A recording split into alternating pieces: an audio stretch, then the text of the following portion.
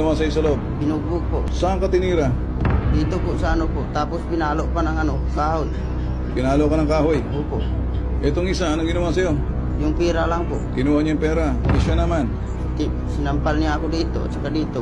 Sinong kumuha ng 14,000? Turo mo sa akin. Ito po yung tanda po sir. Ito.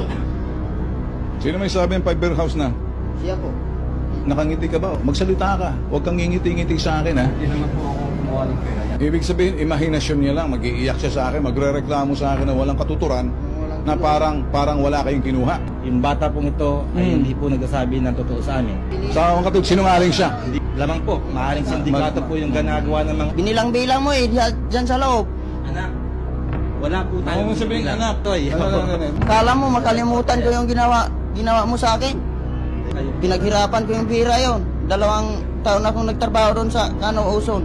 Palagay mo kaya, itong pobre na to lalapit para lang akusahan kayo. Ang sa kanya, makuha lang yung kanyang 14,000, makauwi na sa probinsya. 2 taong pinag-ipunan, ninakaw ninyo. Magnanakaw pala ang mga barangay ninyo dito. Sa susunod, huwag ka manununtok. Kasi kung gusto mong suntok, tuturuan kita.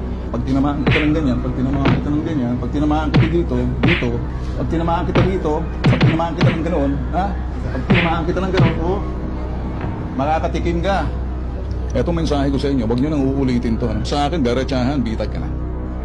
Bitag ka na. Ha? Bitag ka na.